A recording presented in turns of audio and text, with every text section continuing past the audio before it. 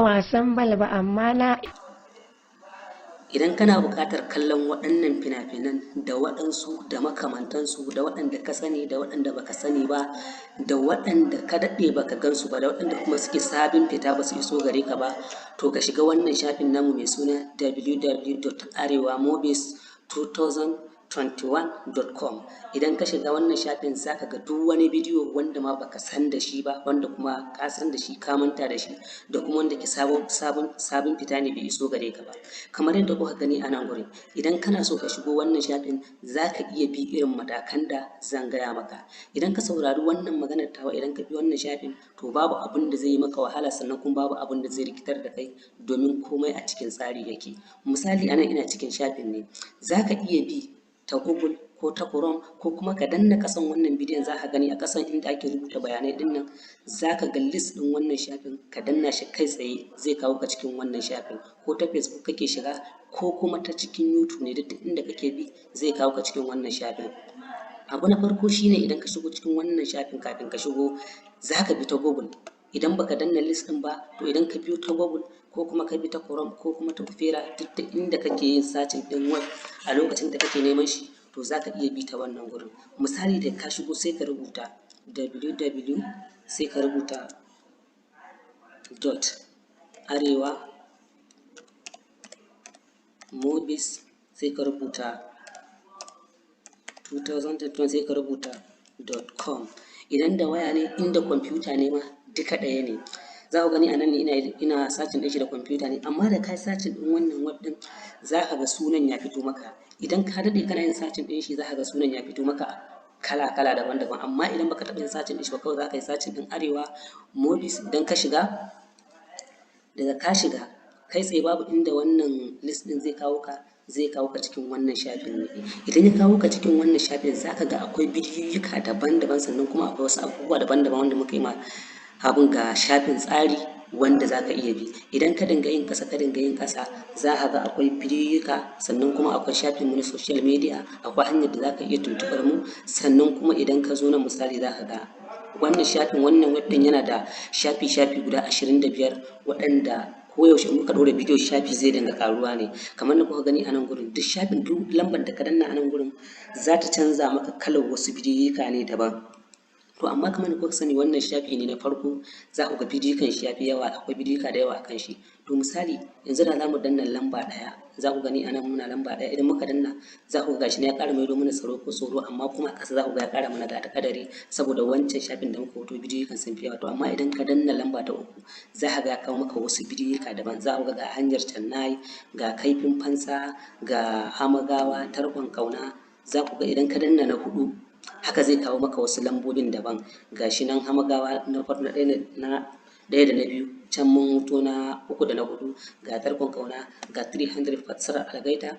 Za ku ga idan ka danna nan gurin zai kawo maka birnin shika, gashi nan tawagar makaryata. In ka danna na 6 ɗin nan, haka zai dinga canza maka ne. Gashi nan amanar talaka, ga kuma tarkon ƙauna, wannan episode yana da yawa. In ka danna na 7 ma, haka zai kawo maka wasu bidiyoyikan daban. Duk wanda ka danna zai dinga kawo maka bidiyoyika ne daban. Za ku ga singam, ga kuma tarkon ƙauna wani ɗin. To misali, a nan gurin duk bidiyoyikan da kake so za ka iya shiga kai tsaye ka kalli wannan bidiyon. A nan gurin idan kuka duba a nan sama, za ku iya ganin ga sunayen wasu bidiyoyika nan. Wannan idan ka danna kan bidiyo za ku ga shi nan amanar talaka, doron yan gatari, kaifin fansa, ga abin ga fashin magarƙama, ga hanyar Chennai, ga ruwan kibo, ga singam duka. To duk wanda ka danna a nan gurin zai kai ka cikin waɗannan bidiyo. Misali, yanzu za ka danna amanar talaka, ka danna nan kai sama. Idan ka danna amanar talaka, za ka ga ya kawo maka amanar talaka ga sunan guda 3, na 1 da na 2 da na 3. To idan ka danna doron yan gatari fa, in ka danna doron yan gatari, haka zai kawo maka gashi nan. Za ku ga na 1, ga na 2, ga na 3. Shi ma iyakacin shi ne, za ku gani gashi nan a cikin nan, za ku ga iyakacin shi ne. Haka zalika idan ka danna fashin magarƙama, shi ma kun ga zai kawo maka iya fashin magarƙama ne, ba zai canza maka, zai kawo maka fashin magarƙama. Haka in ka danna singam, in ka danna duk wanda ka danna zai kawo maka daga ciki. To amma wannan ba iyakacin bidiyoyikan suna da yawa. Idan kuma kana so ka koma baya, da ka danna wannan gurin kai tsaye zai koma da kai baya. Idan ya dawo da kai baya, misali a kaddara kana so ka kalli wani fim daga cikin wannan, ko kuma a ce ka shigo ta kan wani fim. Misali, idan ka shigo ta kan wannan fim ɗin, misali alƙalin masoya. Idan ka kalli wannan fim, idan ka kalle shi misali wannan na ɗaya ne, sai ka kalle shi kana so ka kalli na biyu, ba wai sai ka koma baya ka yi sacin ɗin shi ba, kawai idan ka yi kasa misali, idan ka yi kasa gurin inda muka yi dogon wannan rubutun, daga ka danna wannan gurin za ka gashi nan mun ce maka idan ka danna wannan zai kai ka zuwa kashi na biyu, da ka danna wannan za ka kashi na ɗaya ne, mun ga kawo maka kashi na biyu, zai kawo maka kashi na biyu. To amma ba kowanne bidiyo bane ke da wannan kwanan nan ne muka fara wannan tsarin. Bidiyon da suke ƙasa ba tabbas ka same su da waɗannan tsarurrukan ba, bidiyon da suke sama ne muka yi ma wannan tsarin. In ka shiga wani bidiyon ya baka, in ka shiga wani bai baka ba, to kada ka damu da wannan. Sannan kuma za ka iya yin sacin ɗin bidiyo ta nan gurin, misali ko da ka shigo cikin bidiyo za ka iya yin sacin ta nan gurin. Sannan kuma in kana so wannan bidiyon za ka iya yin sharing ɗin shi tun daga Facebook ko kuma Twitter ko misali abin ga WhatsApp, haka zalika za ka iya tura mutum ta Gmail ko kuma LinkedIn ko kuma wannan shafin na fitness, haka shi ma za ka iya turawa daga ciki in kana buƙata. Duk wani shafin da kake buƙata daga cikin wannan za ka iya turawa. Sannan kuma za ka iya danna mana followers a nan gurin, yanda daga mun ɗora za ka iya ganin sako, ko kuma ka tura misali ka yi mana followers ta Gmail ɗinka, yanda duk lokacin da muka tura bidiyo za ka iya ganin sakon ta Gmail ɗinka cewa mun ɗora bidiyo mai suna kaza, nan ma za ka iya gani. Sannan kuma za ka iya ziyartar wannan shafin kowace rana. Haka zalika za ka iya ziyartar shafukan misali na abin ganmu na Facebook ko kuma Twitter ko kuma Instagram ko kuma YouTube ɗinmu, ko kuma ka shiga cikin group ɗinmu na WhatsApp. Nan ma muna da group na WhatsApp domin tattaunawa akan wasu abubuwan in kana buƙata ko kuma wani abin da kake neman sani a ciki. Wannan shafin idan ka shigo za ka iya sacin ɗin shi, kuma cikin sauƙi za ka iya ganin wannan shafin kamar yadda kuka ga wannan list ɗin shine daga ka danna shi kai tsaye ne zai kawo ka cikin wannan shafin. Kana danna wannan list ɗin a ƙasan bidiyon nan zai kawo ka cikin wannan shafin, ko kuma ka zo ka rubuta sunan wannan shafin a cikin Google. In ka rubuta shi kai tsaye zai kawo ka cikin wannan shafin. Za ka ga bidiyo kala-kala da yawa, kuma kowace rana muna ɗora bidiyo. Akwai waɗanda a yanzu haka suna kan program ne, za su iya hawa zuwa gobe. Akwai waɗanda kuma goben za mu ɗora wasu. Haka kullum muke ɗora sababbin bidiyo. Don haka idan kana buƙatar kallon bidiyo Indiyan Hausa, da wanda ka sani da wanda ba ka sani ba, da baƙon fuska da tsohuwar fuska, da sabuwar fassara da tsohuwar fassara, duka za ku iya ziyartar wannan shafin namu mai suna arewamovies2021.com. Za ku iya ziyartar shi sai kun zo. Na tuntuɓi mai magana da yawun hukumar kula da filaye ta jihar Kano, inda ya ce dukkan mai ikirarin mallakar koda taku guda ne a harabar filin gidan rediyo na Tukuntawa to ya je hukumar da shaidarsa. To daga can kuwa Gomo da ke a yankin karamar hukumar Sumaila, dakarun tsaro na bijilanta ne suka tafke wani matashi tare da zarginsa da hannu a garkuwa da mutane da ake a yankin. Matashin mai suna Ibrahim Garba da aka fi Ibrahim Habu, an ce an gano wasu bayanai da ke gindaya ayar tambaya a kansa, ko da dai tun kan aje ko ina ya musanta hakan. Kai dan kidnapping ne, domin ba mu yarda da kai ba. Ina jin ka. To akwai mutanen da suka ba mu rahoto a kanka. Abinda kuka gani a wayar. Abinda muka gani a wayar ka. Bidiyoyi ne kuka gani da hoto. Na hotuna ne na mutane. Na mutane? Rike da me?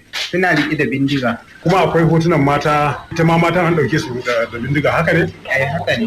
Ni ba dan kidnapping. Magana ta gaskiya ni kan Allah ba na alaka da dan kidnapping kuma. MK Alhaji shine babban kwamandan rundunar bijilanta a jihar Kano, ya ce za su mika waɗanda ake zargi ga 'yan sanda domin faɗaɗa bincike a kai. Kamar yadda muke ta kai kawo tsakaninmu da garin Kwajale, karamar hukumar Sumaila, da kuma inda duk za mu ji labari inda aka ɗauki wannan taliki Alhaji Idi mai blouse, mun iya kokari amma babu wani labari, sai dai labari da muka samu muhimmi wanda an samu wani dan taliki wanda ake cewa Ibrahim Garba, wanda aka fi da Ibrahim Habu. An ganshi yana ta waya da mutane, ba san ko da su waye yake waya ba. Aka kamo shi kuma aka mai bincike, aka duba wayarsa kuma aka samu bayanai na wasu hotunan bindigogi da kuma da ake training na maza da mata a cikin wannan bidiyo na wannan cikin wayarsa. Shine ya bamu damar cewa wannan Ibrahim Garba wanda ake kira da Ibrahim Habu, muka kiyar mu sake shi dangane da wannan bayanai da muka samu. Wannan dan taliki mun mika shi ga hukumar 'yan sanda na garin Gani domin su ci gaba da bincike. Daga nan kuma za a kawo shi Kano a kai shi wurin anti-kidnapping domin a zafafa bincike dangane da wannan ta'asa da suka yi na kashe mutum 3 da kuma wanda haddada memban mu a cikin wanda ya kira ya Haruna Yau. To da yake an ce bikin magaji baya taba hana na magajiya, sai gashi jami'an da suka aikin zaɓe na ƙananan hukumomi da ya gabata a nan jihar Kano sun yi kira ga hukumar zaɓe ta jihar Kano Kansek da ta yi wa Allah da annabinsa ta biya su haƙoƙinsu na aikin zaɓe. Sunana Shamsuddin Muhammad, sai na ɗaya daga cikin mutanen da suka yi zaɓen aikin zaben ƙananan hukumomi da ya gabata a jihar Kano. Mun bi duk inda ya kamata mu bi domin abu ya mu haƙƙin mu, amma har yanzu abin ba a biya mu ba. Mun yi aikin zaɓe na ƙananan hukumomi a ƙaramar hukumar Taroni wanda ya gabata. Farfesa Garba Ibrahim Sheka shine shugaban hukumar zaɓe mai zaman kanta a jihar Kano Kansek, ya ce nan ba da jimawa ba za a biya haƙoƙin jami'an da suka yi aikin zaɓen.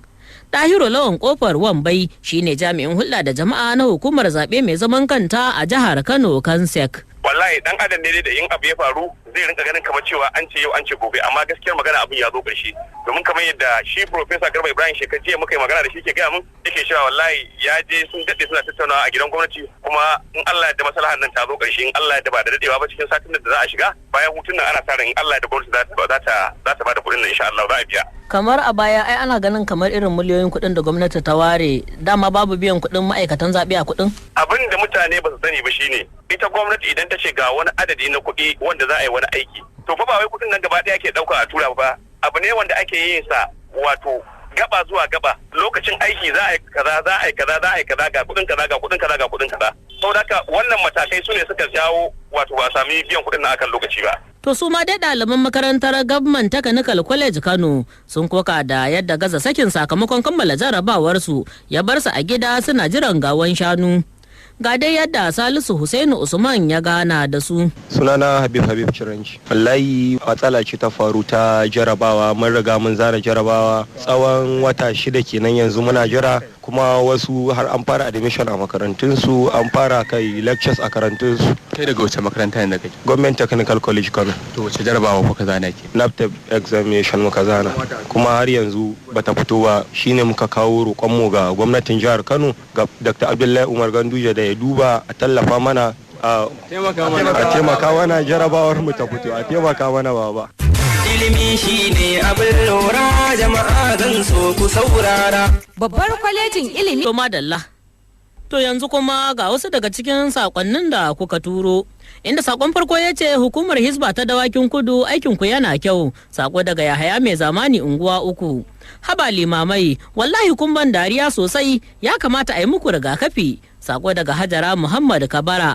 Haka yake 'yan mata aure shine mutuncin 'ya mace. Sako daga Salihu Mabo Batirawa.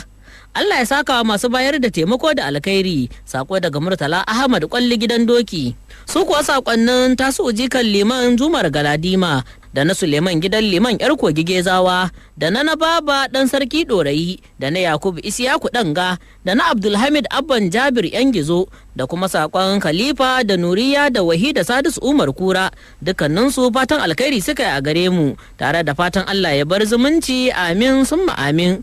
To yanzu kuma bari mu leƙa Mandawari da ke a nan birnin Kano, inda wani matashi ke gab da rabuwa da hannunsa na hagutun daga dantse bayan da wasu 'yan daba ciki har da wani ɗan babban jami'in tsaro suka yi masa tara-tara cikin dare. Matashin mai suna Lawan Faruk Adam Galadanci dan shekara 18 ya ce sun fito aikin kwamitin tsaro ne, wannan al'amari ya ritsa da shi. Sassara na aka yi. Su waye suka sara ka? Yan Mandawar ne. A garin yaya? Mun fito aiki ne na kwamaci na barayi. To shi ne muka bi su ranar Lahadi sai aka kana asibiti. Me suka yi maka, su waye suka sassare ka? Yan Mandawar ne. Su waye yan Mandawar? Su jinjiri ne, su dan gidan jalewa dan sanda duk sun san su raguwan ma. Garin yaya suka yi maka haka? Mun bi su ne, sun fi dama sata suke fitowa. Sai muka bi sai suka zaga, sai muka bi su wani abun su sai suka zagayo suka same ni ne kadai, sai suka ce wai na mutu dama, suka sassara ni wai sai dai makabarta. Daga cikin waɗanda Lawan Faruk Galadanci ya zarga har da wani jinjiri da kuma wani matashi daga Jalebe ɗan sanda a cewarsa. Jinjiri ne 'yan Mandawari da ɗan gidan Jalebe ɗan sanda, duk in har riƙe sun san kowa. Gaba ɗaya wajen su 23 ne suka yi min wannan abin da ko karaye a kaina suka dinga buga min, na fito jini ɗauken na fada a Mandawari, da bukata nake ya bi min hakina. To kai dama kai dan bijilanta ne? Mun fara ne. Yan kwamiti haka na unguwa ko bijilanti ta jiha? Unguwa. To ina yan uwanka kai da kuka fito tsaro? Duk suna baya. Kai kaɗai aka tarfa? Amma baka ganin dama shekarunka ba su kai aiki irin wannan ba? Ya kai yaro? ai bayan aiki ne dama da wannan ba ana ta'adda dama an fita ma ba a duwa wallahi kawai tsautsayi ne. Wani al'amari dai ya faru ne kwanaki 22 da suka gabata kuma a halin yanzu shi Lawan Faruk na asibitin kwararru na Murtala Muhammad ana kuma sa ran za a yanke masa hannu a goban nan. Allah ya ban sauki kuma wannan din duk ubangiji Allah ya mai mun kafara tashi kafadin mu. Shekarun ka nawa duniya? Haruna 19. Hadiza Muhammad ita ce mahaifiyar Lawan Faruk Adam Galadanci. Ni da taimako nake nema gurin Allah, gurin kwamishinan 'yan sanda a bi mana haƙƙinmu saboda wanda suka yi masa wannan ta'annaci kuma duk an je an kai su police station din amma duk ana niyya a sake su ba wata dama a ciki saboda haka muke nema a bi mana haƙƙinmu saboda duk abin hanya ake yi to muna neman taimako gurin Allah, muna neman taimako gurin kwamishinan 'yan sanda ya taimaka mana dan Allah dan Annabi sallallahu alaihi wasallama. To gashi akwai yiwuwar yanke masa hannu za a yi. To wannan kuma sai mu miƙa abin ga Allah, kaddara ce ta Allah da ma'aiki amma dai da sanadi. Kamar dama can ko kun san yana aiki irin wannan shiga aikin kwamitin tsaro haka? Mu daga baya muka san yana yi kuma wanda suka sa sun su basu zo fin nemi shawarar mu ba, mu kuma mu san ina yi ba. Sai daga baya ma da ya fita da yake yi din kuma muka ce masa dan Allah ya saurara idan ne saboda dama ganin hadarin abin. To amma kuma Allah dai bai nufa yaron ya daina ba. Da na dai na sanar da rundunar 'yan sandan jihar Kano kuma mai magana da yawun rundunar 'yan sandan jihar Kano DSP Abdullahi Haruna Kiyawa ya ce suna ci gaba da gudanar da bincike. Shin ko hakan na nufin rashin tsaro ya dawo a Mandawari da Galadanci? Sunusa Ado shine mai unguwar Galadanci. Yaron ya san su, amma ni a matsayin min wanda yara ne ba san su ba. Ya san su sosai, ina ya bayyana ma cewa shi ne kanin wani. Saboda wanda yake abin nasa wanda za su ji min ciwon sa'an wansa ne. Saboda ce ni ne kanin wani, amma da haka ba su kare shi ba. Sai suka ji mashi gari ya sai kuma ta komati. Akwai wani dan sanda wai ko jalebe ko bija menene da ike kama sunan wai akwai ɗansa a cikin su. Wani ne na san shi Salisu sunansa na gaskiya. Ana ce masa jalebe wannan suna ne na da ake gaya mutum in nickname ne. To ai da aka zo aka nemi yaron ba a same shi wani yaro daga gidan da ya niyyar taimaka mana domin sabon DPO da aka kana Mandauri ya san magana amma ba zai iya cewa kai tsaye ga magana sai dai ni ya gani tunda da ni nuka magana. Mun zo na shi mun yi magana da shi na ce tabbas wannan ina bukatar wani abu a kai domin ni uba ne na yaran tun neman uwarsa yanzu ma zancen da ake yanzu karfe 2 nan na rana za mu je wajen DPO da kwamiti na Mandawarin na Hausawar ki hada da kofar na isa. Shin garin yaya aka kwana 22 da faruwar al'amarin ba tare da an ji an ɗauki wani kwakwaran mataki a kai ba. Dan sanda sun yi kokari gaskiya don da ba don su jinin sai kare domin lokacin jini yake zuba sosai dan naman hannunsa gaba ɗaya zazzago suka sare din amma suka kokari suka maimakon a ce sai an nemi abin hawa suka ɗauko motar su suka kai shi asibiti abin da suka mana kenan jin daɗi kuma daga baya muka zo saurare mu shi wannan DPO da sabo da ya zo na mun yi magana sosai ya yi min alkawari cewa za a kama wannan yaro yanzu ma neman sai ce ne. Akwai buƙatar kowanne kwamitin tsaro a kowace unguwa ya haɗa kai da ofishin baturen 'yan sanda na yankin domin ingantuwar aikin su kana kowanne kwamiti ya kauce wa barin yara a cikin su. To a can kuwa unguwa 3 'yan awaki da ke a nan birnin Kano ofishin kwamanda fiya maganin kwari ne ya tafke wasu matasa dauke da makamai suna fakon al'umma. Sunana Suleiman Abubakar Mejeji dan unguwa 3 layin jahannama. Result ce aka kama ni da ita. Guda 50 aka kama ni da ita na sai da ita saura guda 3 ta raguwa. Sunana Idris Shaibu. Ni dan unguwa 3 layin ba mai lemu. Na zo dan DJ ne da almakashi an bijilin suka kama ni. Me za ka yi da almakashin? Na soke shi ne a jikina saboda abokan rigima. Saboda mene? Abokan fada. Wato in ana fada in ka samu wani ka soka mai kenan? Adamu Abubakar fiya maganin kwari shine babban kwamandan rundunar bijilanta a unguwa 3 'yan awaki. Mun fita patron ne na yamma muka kama su da shi da wannan da almakashi shi kuma da kwayoyi yana sayarwa daidai wurin wani biki da ake na DJ a nan bayan kwata. Muka samu nasarar kama su mun samu ɗaya da almakashi shi kuma mun same shi da kwayoyi yana sayarwa kuma ya tabbatar mana kuma dukkan su ba yan nan bane yan cikin anguwa ne suka shigo mana nan matakin da zamu dauka yanzu zamu kai su gaba kuma a shirye muke insha Allah kowane lokaci irin wa'annan masu zuwa suna bata mana anguwa insha Allah shirye muke da duk inda suke shiga sako da lungu da izinin Allah duk zamu kama su zamu kai su office din yan sanda shine matakin da zamu dauka yanzu. To ganin yadda hannun agogo ke neman komawa baya ta fuskar tsaro ya sanya kungiyar mu haɗu mu gyara ta jihar Kano ta ce ta daura damarar magance rigingimin daba da sara suka a birnin Kano ganin yadda zafin mazara yakan kama ga kuma kwanciyar waje an fara yin ta. Alhaji Sunusu Balarabe shine shugaban kungiyar mu haɗu mu gyara a jihar Kano, ga kuma yadda Abubakar Dahir ya kasai ya gana da shi. Mu tasar da mutanen mu aikin da yake kansu domin yaran mu hanyar Allah ta bi wani hali na daban. Yanzu azumi ya zo mai kuma ibada mai koyi ga manzon Allah sallallahu alaihi wasallam sai zama yayan mu kuma badala suke yi to akan su tashi su kare duk wani wuri da ake ibada su hana wannan wasanni na banza unguwannin su. Wannan shine burin mu. To yanzu kuma ga waɗanda suka samu taimako. Ni ce maman Aisha yayi. Da ake yi duk shekara. Da fari dai mutane sun yi mamakin yadda wannan magana ta faro domin ai can baya ana ganin laifi ne ma a yi tasarifi da dukiyar masarauta. Amma dai nan za mu tike gaba idan hali ya yi kwaji mu da cikakken sharhi akan wannan batu. Yanzu zancen nan da nake muku ma sau biyu a jere kotu na bayar da oda akan wannan fili na kofar gidan sarki na Ɗorayi. Bayan da wani kamfani ya garzaya kotun yana zargin ana kokarin yin amfani da karfi da 'yan dabaru wajen kwace masa fili. Wata majiya ta shaida wa inda ranka cewar akwai wani mutum wadda a siffance ɗawilin ne. Aka ce shine ma ya jagoranci sayar da wani yanki na filin. Daga bisani kuma aka samu kaulani inda aka ce an samu hannuwan wasu manyan kusoshin fadar wajen cefanar da shi wancan fili. To amma a wani kaulin na gaba shi wannan fili fa an ce kaso 3 ne. Akwai mallakar masarautar Kano da kuma inda 'ya'yan sarki mai rasuwa suka mallaka. Sai kuma wani yankin da shi kuma aka ce mallakin 'ya'yan wani babban hakimi ne wanda shi ma dai ya riga mu gidan gaskiya. To amma wani tudu wani gangare sai aka sayarwa da wani kamfani karkashin Alhaji Aliyu Shu'aibu Aliyu yankin filaye hawa 2 wato dai mallakin masarauta da kuma inda 'ya'yan marigayi suka mallaka. To amma daga bisani sai ake zargin cewar wasu manyan 'yan kasuwa sun kyalla ido sun hango riba a cinikin. Don haka su ma suka shigo suna kokarin a mayarwa da wancan kamfani na shi Aliyu Shu'aibu Aliyu a mayar musu da kuɗinsu alabashi su a siyar musu.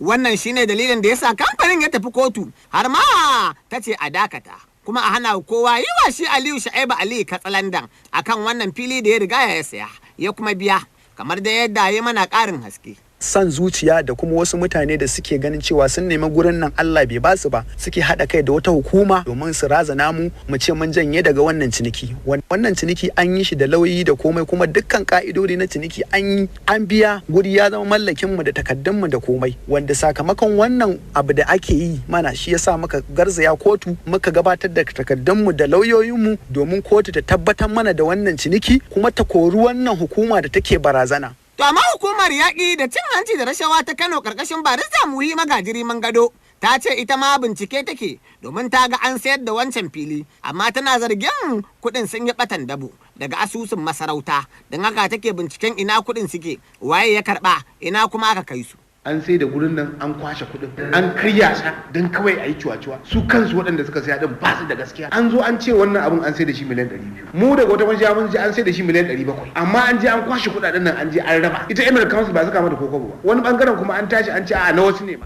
Abin jira a gani dai shine lokaci domin ai hukumar ta anti-corruption tana da ikon nemo asusun bankin ajiya na kowane irin mutum.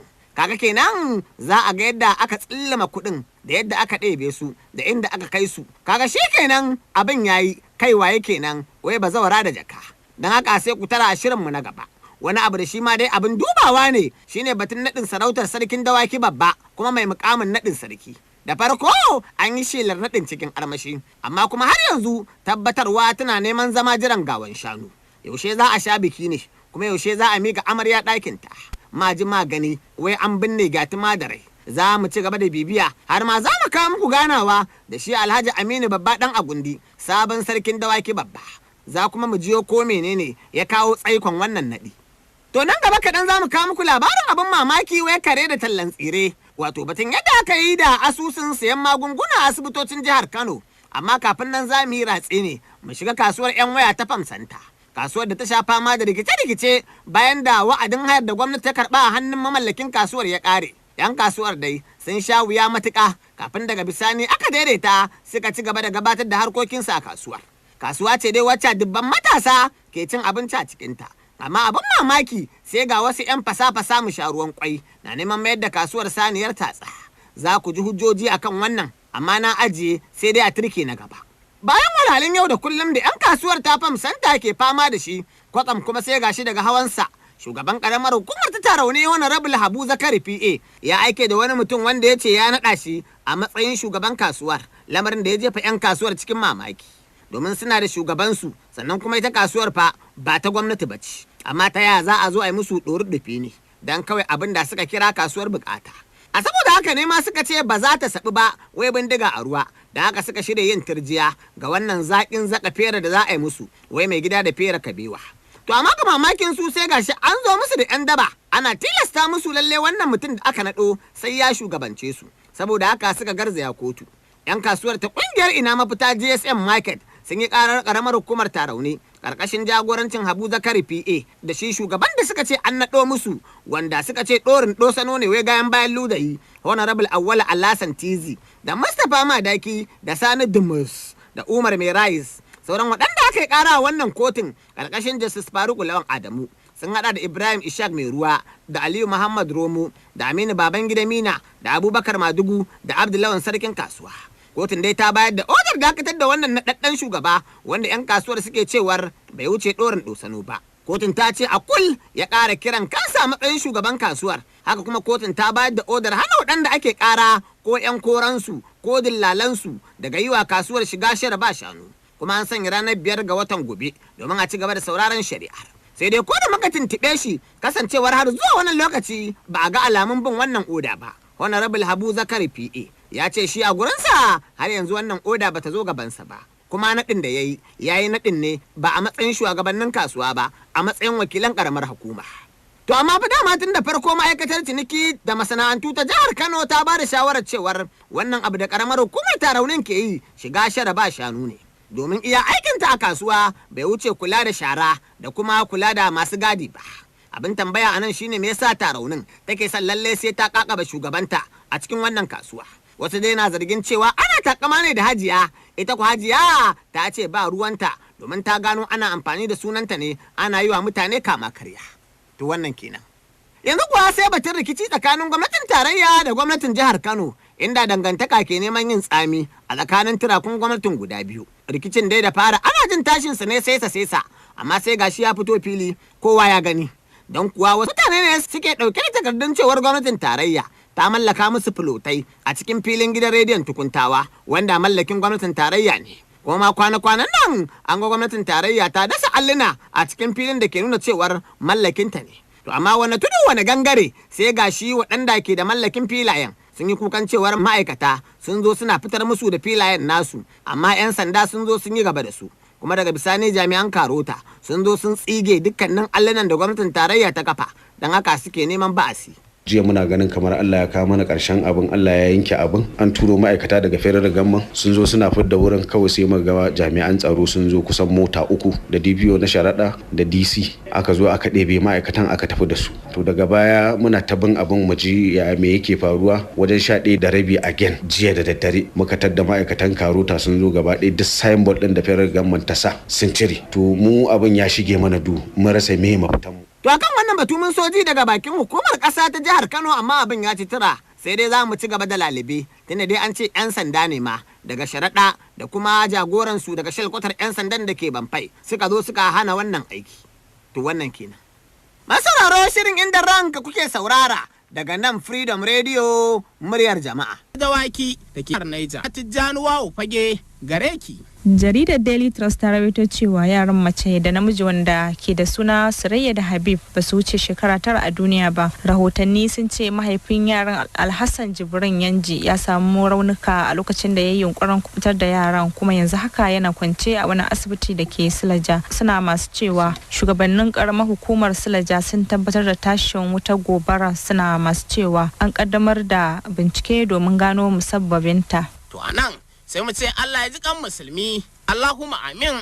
'Yan kwamitin sintiri da ke yankin unguwannin Koki sun nemi ɗauki daga wajen rundunar 'yan sanda ta jihar Kano kan cewar wasu ɓata gari rike da maggan makamai sun addabe su domin suna razanar da al'umma. Wani sa'ilin hadda yi musu kwace, kwamandojin unguwannin sabuwar kofa da Koki su ne suka yi wannan koke na irin halin da suka tsinci kansu a ciki a halin yanzu. Cewa masifu ne inda muka yi maganin sama da shekara 5 da ta wuce suke nema su dawo mana na yawo da makamai da bin dare ana kwace-kwace, hatta kai ma da yi wa mutane raunuka, kai har ma da rasa rai. Kuma muna kira ga hukumomin tsaro da irin gudunmawar da suke bamu su ƙara ninka ta 100 bisa 100 masu. Akwai jami'in abokinmu guda ɗaya da Allah ya yi masa rasuwa sakamakon rauni da aka yi masa.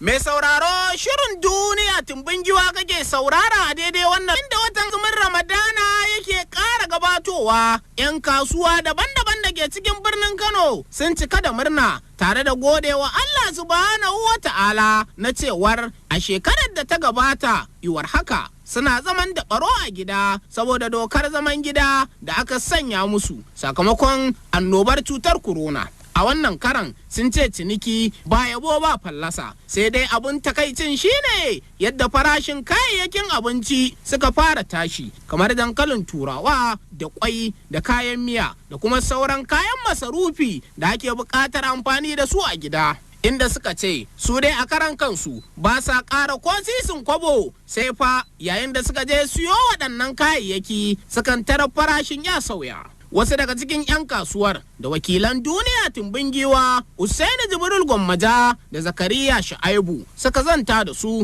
sun ce ko dai ya ake ciki bana tafi bara domin suna fita kasuwa kuma a hakan Allah yakan sa dan taba ciniki. To kaya dai har yanzu dai gaskiya za mu iya cewa alhamdulillah kuma dai Allah ya sa farashi ya tafi haka to insha Allah za a yi azumi a cikin sauki ba dai za mu ce alhal da yawa ba amma kuma za a ce tsada da yawa ba. To gaskiya dai yanzu kwai sai a hankali shi kwan shi ma ga yawa babu shi ma gaskiya kwana biyu ma wannan ma je na samo shi amma sai da dan sha wahala gaskiya saboda yanzu ba shi kuma zai ma iya ƙara tsada gaskiya a kowane lokaci. To da fatan manyan 'yan kasuwa da ƙananan za a ji tsoron Allah a rika tausaya wa talaka saboda halin da al'umma suke ciki na hannu baka hannu ƙwarya.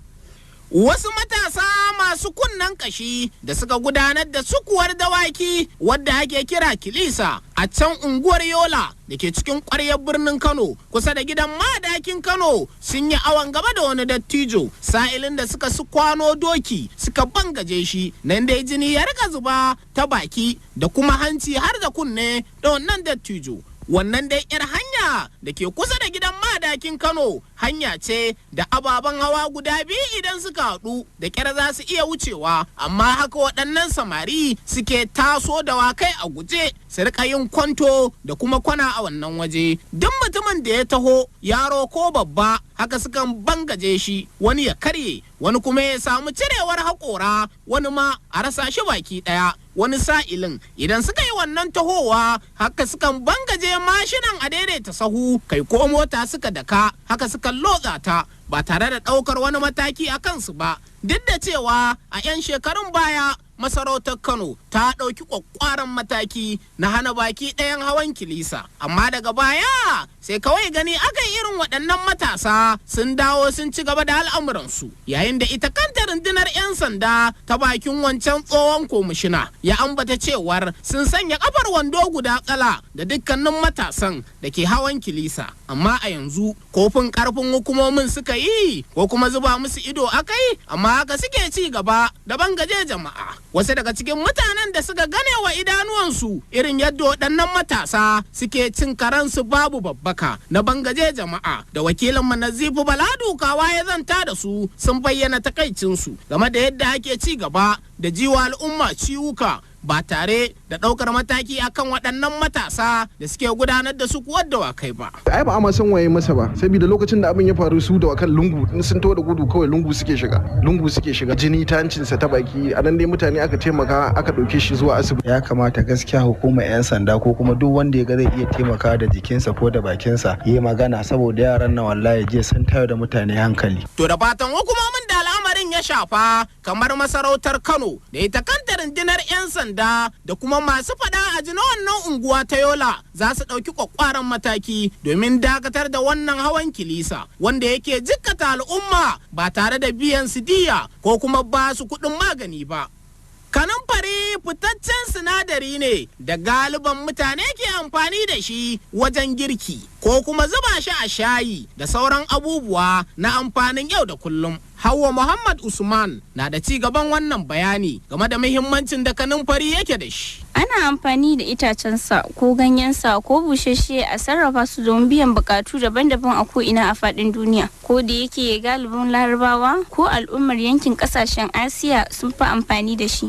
Masana harkokin lafiya sun bayyana amfanin wannan sinadari na kanunfari a rayuwar ɗan adam. Wani likita Dr. Ibrahim Badamasi a tattaunawarsa da BBC ya ce, ruwan kanunfari na da amfani sosai ga lafiya saboda yana kunshe da sinadarai da ke yaƙi da cututtuka da bunƙasa garkuwar jiki. Ruwan kanunfari na taimakawa wajen saurin narkar da abinci da hana cutar ulcer, yana taimakawa lafiyar haƙori da hana kumburin dadashi da fitar da jini. Sannan ruwan kanunfari na taimakawa wajen rage ƙiba da teɓa, yana maganin jiri da cutar kwalara. Sannan yana taimakawa wajen saisaita sukari a cikin jini da lafiyar hanta saboda yana kunshe da sinadarai. Ta masu azancin magana kan ce kowa ya bar gida ai gida ya bar shi.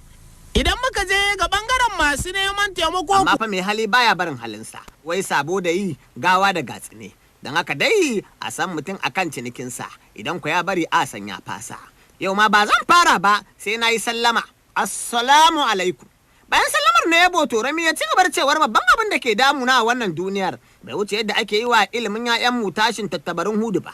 Kuma ikon Allah sai kaga kirikiri an yi abu amma halan ya halaku sai ya wuce kamar an shuka dusa. A kwanakin baya can lokacin lockdown wata hukumar kasashen turai masu tallafawa 'yan rabana ka wadata mu suka ante wasu kuɗaɗe maƙudai kai tsaye ga asusun wasu makarantu a Kano. Kowace makaranta sai da ta samu tallafin naira 480, amma abin mamaki wai kare da tallan tsire sai gashi wasu masu ruwa da tsaki a harkar ilimin sun yi amfani da gundumemiyar kujerarsu sun tilastawa makarantun ciro waɗannan kuɗaɗe cancakat suka sanya su a cikin asusun wani ƙwara mai yin fakejin. Da fara dai wannan magana har gaban anti-corruption an kai ta, amma dai har yanzu ta bi shanin sarki. Abinka da turawa a tunaninsu an yi amfani da wannan kuɗi yadda ya dace, sai suka sake aikowa da wasu makarantun wani kuɗin. Nan ma dai haka aka zare wa kungiyar ta SBMC ta makarantun idanu suka sake saka wancan kuɗi a cikin asusun wancan kwara. Abin mamakin dai shine a kuɗin farko sai kawai aka kaiwa wasu makarantun kujeru kwaya 17 da sunan su ne na wancan kuɗi naira 480. Wani al'amari fa yayi matukar munana, domin ta yaya za a ce ana fama da yanayin ilimi komai babu, amma a ce wasu daga can nesa wanda addini da harshe ma bai haɗa mu ba, amma har ta kai sun ɗauko kuɗinsu don tallafawa ilimin 'ya'yanmu da ake ganin sa cikin wani mummunan yanayi. Amma sai a ce wani ya zauna a kujera ya juya ya ce a saka kuɗin asusun kwara. Wani al'amari ya yi muni matuƙa. Botorami ya ce ni dai daɗi na da gobe saurin zuwa, wanda kuma duk zai iya aikata haka, to wani irin imani za ka samu a zuciyarsa. Babu mamaki ma, shi yasa a kullum ake cewar masu irin wannan ɗabi'a kaf ɗinsu babu 'ya'yansa irin waɗannan makarantu. Don haka da aikin da gwamnati ta ware a yi da waɗanda turawa suka aiko don tallafawa sai ka nemi inda ake yin aikin ka rasa. Sau da dama gwamnati kan yi iya nata, amma sai ka iske rijiya ta bada ruwa guga kuma ɗan tsurur da shi ya hana. Nan gaba za ku ji mu da bashin bakin wannan labari da yadda ake salon tsarin haƙarami da hababba. Ita ma hukumar anti-corruption za mu ci gaba da bibiyarta don jin ina aka kwana ne akan wannan batu. Idan ma ba ku manta ba, ai can baya an taɓa bayar da irin wannan kuɗi kai tsaye ga wasu shugabannin makarantun, amma dai su ma sai da ta ƙare a gaban shi muhi magaji. Wasalam ku huta lafiya, ni ne naku Haruna. Kamar misalama ana sanar da cikin muƙabalar Malam Abdul Jabbar Nasiru Kabara da kuma malaman Kano, wato dai munazarar da aka sanya za a yi domin a ƙalubalanci salon koyarwa da wa'azin malamin, wanda da yawan malaman ke cewar cike yake da kurakurai. Wannan yasa aka shirya muƙabala bayan rufe masallacin malamin da gwamnati ta yi da ke unguwar filin mushi a ƙaramar hukumar Gwale, da kuma hana masa yin wa'azi gaba ɗaya. Daga bisani ne kuma aka shirya zaman muƙabala da nufin baiwa malamin damar bayyana hujjojinsa akan wancan salon wa'azi da yake yi. To amma a jajiberar ranar yin muƙabalar kawai sai wani lauya mai suna barista Ma'aruf ya kasai ya garzaya kotu yana neman shi ma a shigar da shi cikin karar da aka yi wacce ta zama umul abaisin bayar da odar dakatar da wannan muƙabala. To amma bayan wani lokaci sai shi lauyan ya janye buƙatar tasa. Kaga kenan sai kawai a zo a buga dan a wuce wurin kowa ya huta.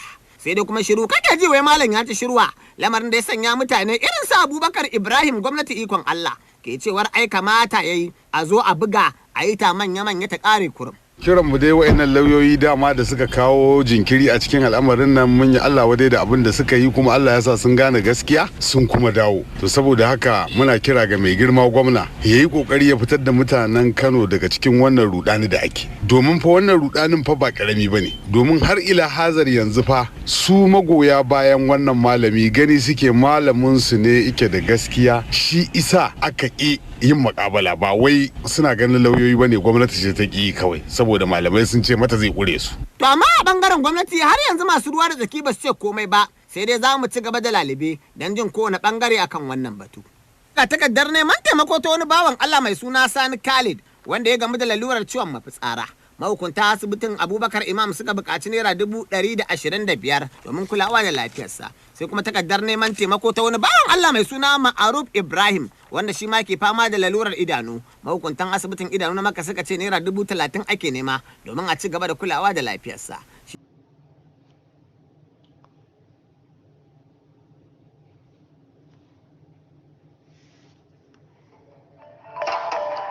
Masu yaƙi da muggan laifuka kan aikinsa ke birniya. Deutsche Welle, ji ka ƙaru.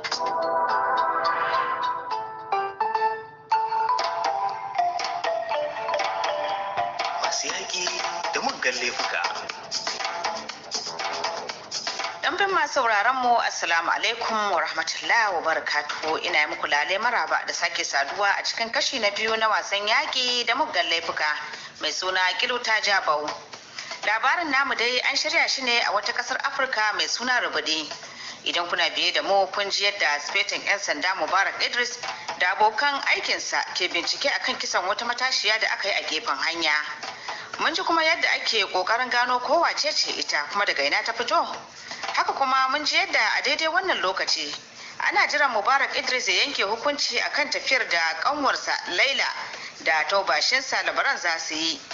An dai yi musu alkawarin samun horo da kuma damar samun aiki a makwabciyar ƙasa wato Daula. A wannan kashin mai taken lamarin mai sarkakiya za mu fara haɗuwa ne da Sufeto Mubarak Idris da shugabansa Sufurtanda Falalu Lawan. Ga su nan a yammacin ranar Lahadi suna dawowa daga inda aka yi kisan.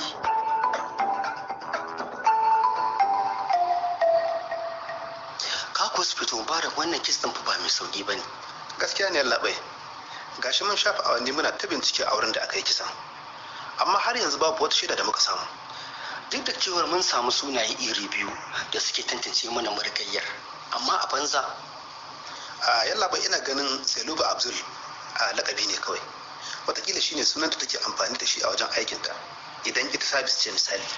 Hawayat kuma shine sunanta ne yanka kenan? Haka ne yalla bai. Amma ba mu san abin da harfin H ne yake nufi ba.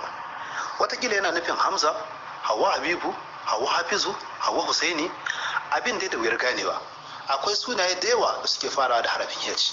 Hakika, sai dai kuma akalla mun dan samu wani dan haske domin muna da wata muhimmiyar kafa. Yanzu sai mu nemo wurin aikin da ake saka uniform irin na jikin marigayyar. Haka ne, hakan zai taimaka mana wajen gano wace ce ita da kuma sanadiyar mutuwarta. Masu binciken kimiyya sun nuna mana cewa matashiyar ta mutu ne 'yan awanni kaɗan da suka wuce. Wataƙila tun da daddare aka jefar da gawarta da yake hanyar ba mutane sosai. Wataƙila daren asabar ɗin ne ya zo da ɓacin rana, ko kuma har kan mai uwa da wabi aka kai. Wataƙila fashi ne ko kuma fyaɗe. Wataƙila maharin ya kashe margayyar ne domin kar ta faɗa. Ba mu same ta da wani kayan ado ko kuɗi a jikinta ba. Wataƙila fashi aka yi mata. Haka kuma ba za mu yi watsi da zargin fyaɗe ba. Bari mu sake bitar abubuwan da suka faru. Marigayya tana ɗauke da rauni a wuyanta da kuma mugun rauni a cikinta, kuma ba ta da kayan ado ko kuɗi a jikinta. Abin bai kama da fashin da ba a yi nasara ba. Haka ne, abin da ban mamaki. Tun da jami'ar da take binciken kimiyya ta koma ɗakin bincike, bara mu ji ko ta samo wani abu sabo. Alo, Dr. Zainab. Ina jin ka yallaɓai. Kin fara rubuta rahoto akan sanadiyar mutuwar? Ban fara ba. Ina son na kammala wani aiki ne, amma zan yi kokari na baku cikakken bayani gobe. Shikenan. Ki duba ko akwai wasu alamu na kokarin yin fyaɗe. Kuma raunin da ke cikin ta ya ɗaukar mana hankali. Muna so mu san ainihin abin da ya faru. Ko wannan raunin shine sanadiyar mutuwar tata. To yallaɓai. Har yanzu dai babu wani abu sabo. Kana ji ko Sufeto Mubarak? Kai ne za ka jagoranci wannan bincike. Na amince maka saboda na san ka san aikinka. Godiya nake yallaɓai. Na yi alƙawarin cika aikin da aka sani, amma fa sai ka yi a hankali.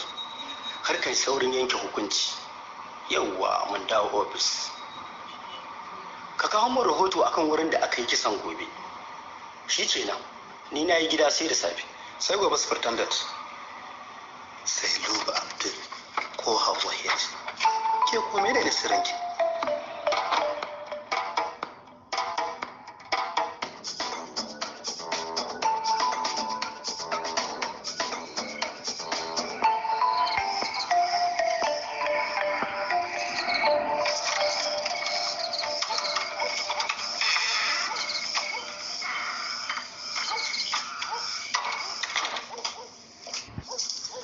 Anta Jamila, mama, me kuke yi a falo har yanzu ba ku je kun yi barci ba? Yauwa ka dawo? Mubarak, dama kai muke ta jira so muke mu yi magana. To fa akan me kuma? Akan maganar Laila da Labaran. Haka fa wannan magana dai mama ke hakuri. Na gaji. Kuma gashi gobe sammakon aiki zan yi. Mun sake samun wani kes ɗin kisan kai ne. Gaskiya Mubarak, ya kamata mu yi magana akan tafiyar nan tasu. Yana da muhimmanci. Gaskiya ina ganin bai dace mu yanzu ba. Tsaya ka ji, na san kun shaku da su, shi yasa kake ta kaffa da su. Ina ganin fita waje karatu ba ita ce mafita ba. Za su iya samun abin da suke nema a nan kasar idan sun himmatu.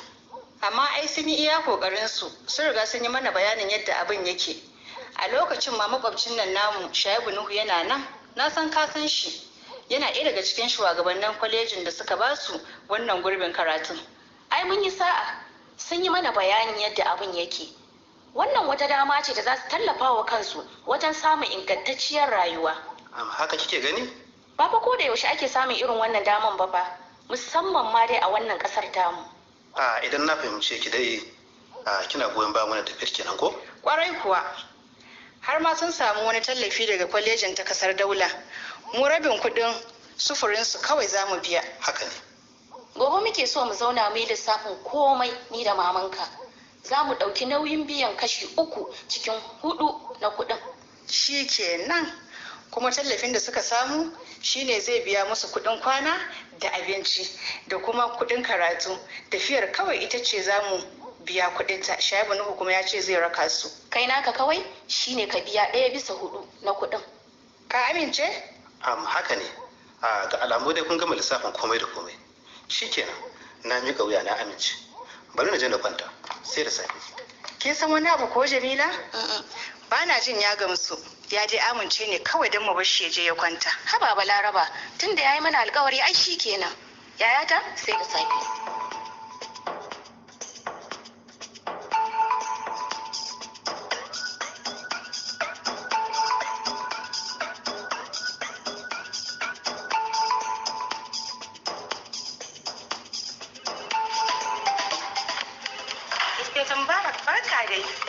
Officer Sartu, kina lafiya? Lafiya lau. Ya ba wani labari? Ina jin akwai. Jami'a mai binciken kimiyya, Dr. Zainab Bashir, ta tambaye ka, ina jin ta samu wani abu. Shi kuma Superintendent ya tuntuɓi kafafen yada labarai don su sa hotunan rigar marigayiya. Idan mun ci sa'a, wani zai iya faɗa mana ma'aikatan da ke sa irin wannan yunifom ɗin da ke cikin marigayiya. To yayi daidai. Yanzu nan zan kai wa labai rahoton wurin da aka yi kisan na jiya. Daga nan kuma zan je daga Dr. Zainab din. Ba wani abu kuma inspector? To babu officer. Tare za mu dinga aiki a wannan kes din. Shi kuma superintendent shine zai dinga kula da komai na binciken. Ai ni ce ta hannun damanka, inspector, kai ma ai ka sani. Officer Saratu kenan.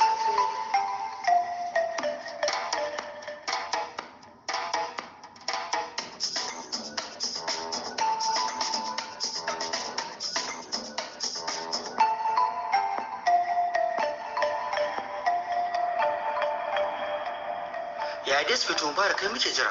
Barka dai Superintendent. Ya dai Dr. Zainab. Barka da zuwa. To Dr. mu je zuwa. Na san yalla bai kun dade da sabawa da irin wannan aikin da dadewa. Amma wannan gawar ta zo da abubuwan al'ajabi fiye da ma da sunayen da suka caza muku kai jiya. Me kike so kice ne Dr.?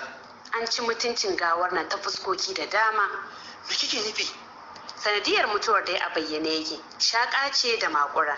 Amma kuma akwai alamomin yunkurin yin fyaɗe har da rauni kun ga a gabanta. Kun ga kenan cewa fyaɗe ya shigo a ciki. Sai dai kuma ba zan samu damar yin gwajin ƙwayoyin halitta ba don gano cewa ko akwai bakin ƙwayoyin halitta a jikinta saboda ba mu da kayan aikin da suka dace. ai shikenan dakta, ai duk mun san akwai karancin kayan aiki a ƙasar nan. Akwai kuma dalilin da yasa nake son ganin ku.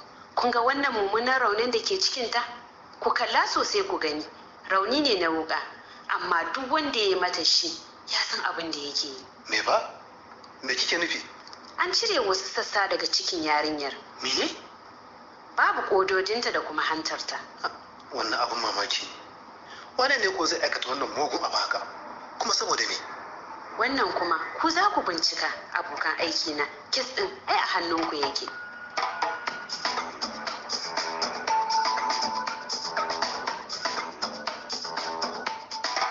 To ma saurare da wannan abin mamaki muka kawo ƙarshen wannan kashin. To menene ainihin abin da ya faru ga wannan matashiya? Wace ce ita? Waɗannan su ne abubuwa da masu bincike za su gano mana.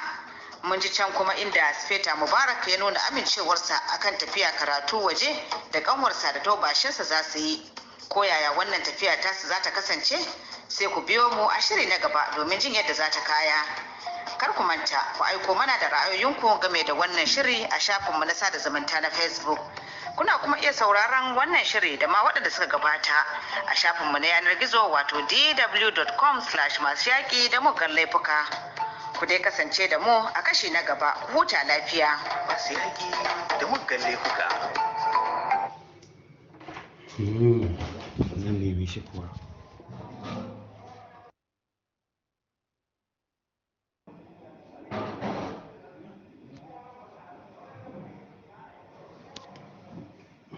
sani da Abu Bilal ne ya bayyana hakan bayan fitowarsa daga wannan taro. Shi matsalar ba a iya lemo bane, matsala ce ta duk wani abin da ake sayarwa da akwai gurbatacce a ciki. Dan abin da ya ba dauki hankalin mutane a gurin taron nan an tashi an yi bayani daidai da maganin sauro ana magana cewa zai iya awa 12 yana aiki, amma duk da awa 4 ko 5 zaka ga bai yi aikin da ya kamata ba ko mutane suna tashi da ciwon kai da mura. Da akwai wakilin kamfanin Rodi da yanzu wanda ya tabbatar da duk Najeriya kamfanin Rodi kwaya 3 ne waɗanda suke da kyau.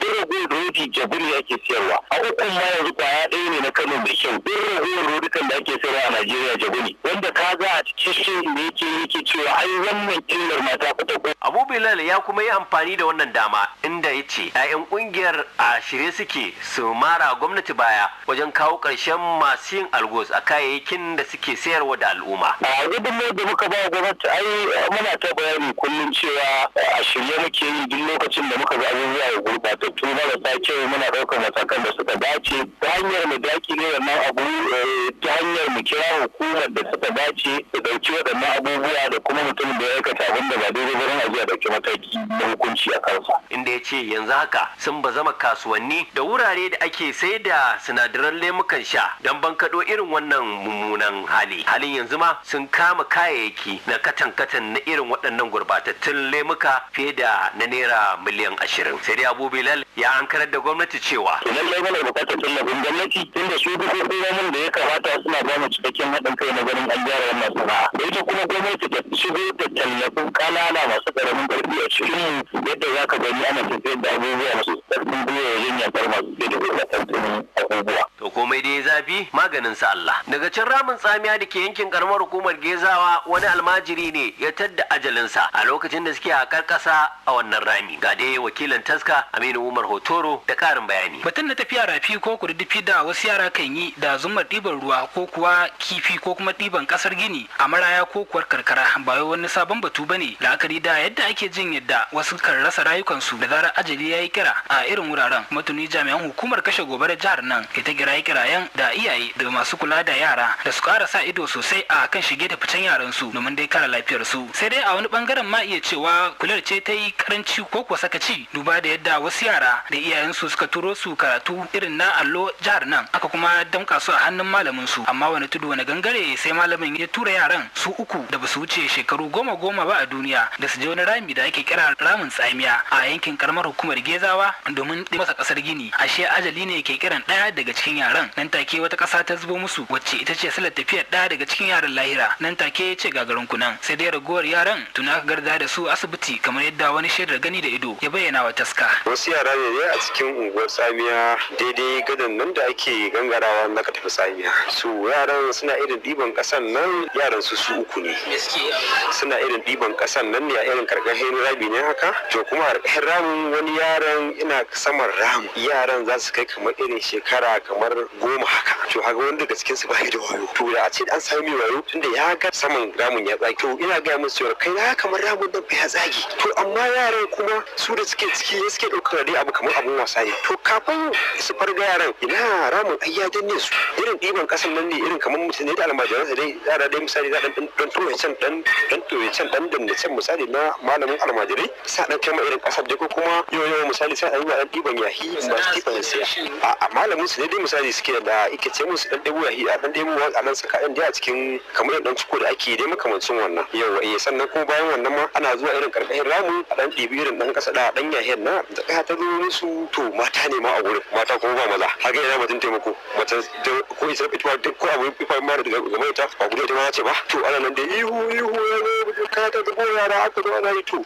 shi ɗaya daga ciki yaran ma ta danne ya kasa wannan kasar ba to ɗaya kuma ta danne cinyarsa gaba ɗaya amma jikinsa yana waje sannan shi kuma ɗaya ta danne kafaɗarsa ta tuhowa to amma shi ma cinyarsa gaba ɗaya to ƙarshe dai an samu dai masu irin digaɗen nan an zo ana ta ƙara ka ciro su amma shi a na farko wani ɗayan dai shi ɗaya daga ciki ya ma mutu dan kansa ma irin dai kusan ma dai irin rufe ina ga kamar da buri haka. To Allah ya ji kan al'ummar musulmi baki daya. Aminu Umar Hotora a taskar labarai. To Aminu Allah ya kyauta karshen mu. Shirin taskar labaran ake sauraro daga nan sashin labarai da al'amuran yau da kullun na nan gidan rediyon jihar Kano uwa mu ba da mama a tagwayen tashoshin mu na AM da kuma FM su da rahoton sa na 'yan maza a dokar daji.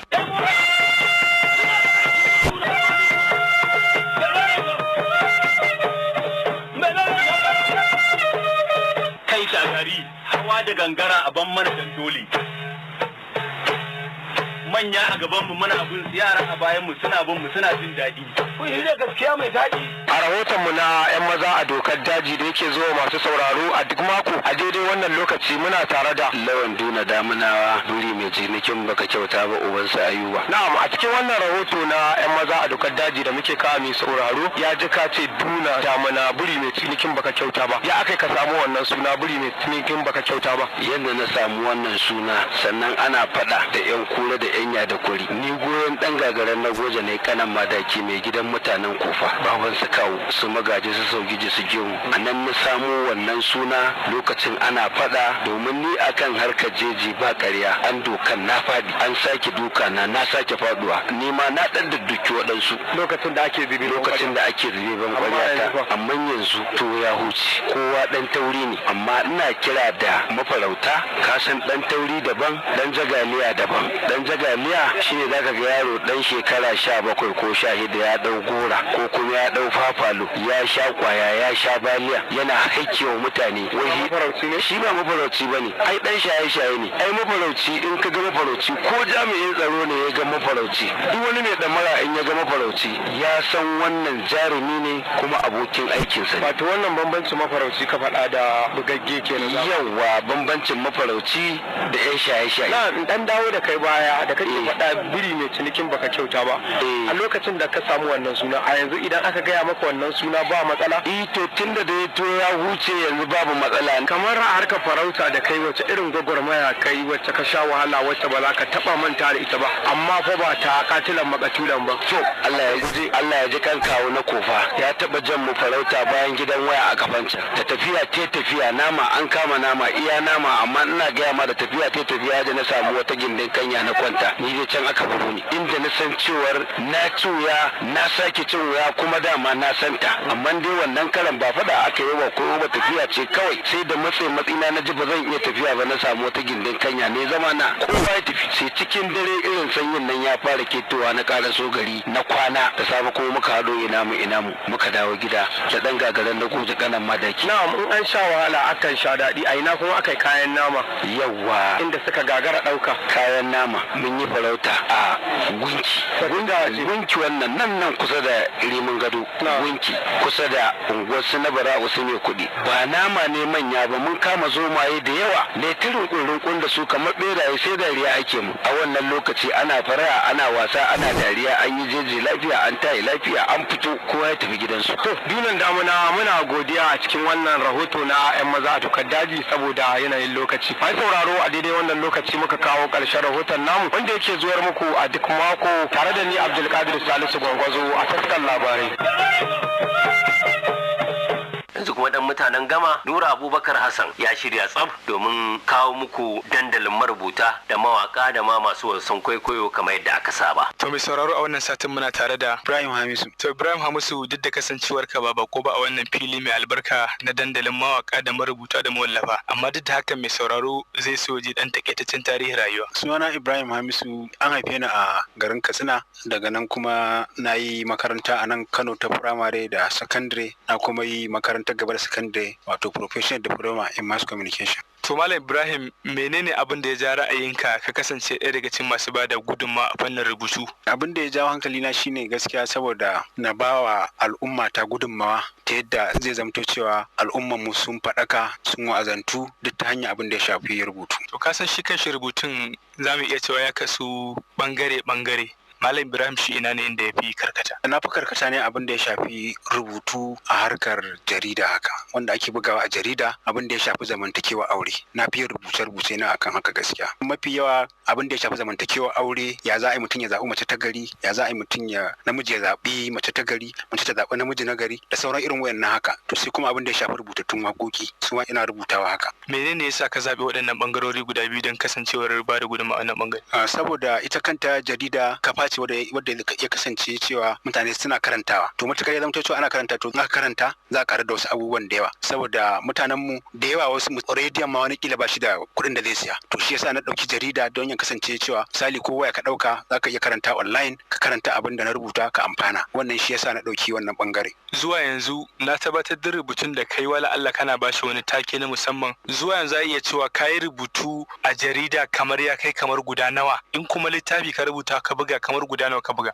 Zuwa yanzu na yi rubuce-rubuce dai wanda suke daban-daban kashi-kashi, akalla za su kai 25, ko ne da sunansa daban. Kuma duk yana da alaka da zamantakewar auren ne ko kuma kana dan sirkawa? Ina dan sirkawa haka da na soyayya, amma na soyayyan gaskiya ba su da yawa, ba za su fi 5 ba a ciki, amma duk sauran guda 20 din dukkanin su akan abin da ya shafi zamantakewar aure ne. Shi Ibrahim yana da ubangida ko kuma in ce wani malami da in yayi rubutun kafin ya je ya buga a sashi a jaridar ana duba masa abin da ya dace da abin da bai dace ba? Ina da malami, akwai Ado Ahmad Gidan Dabino, shi ya dora ni akan hanyar rubutu. To mai sauraro, duba da yanayin lokaci dole anan zamu gimtse wannan tattaunawa da matashin marubuci Ibrahim Hamisu. Da haka sai a biyun mako mai zuwa domin jin mu da ci gaban wannan tattaunawa tare da ni Nura Abubakar Hassan Gama.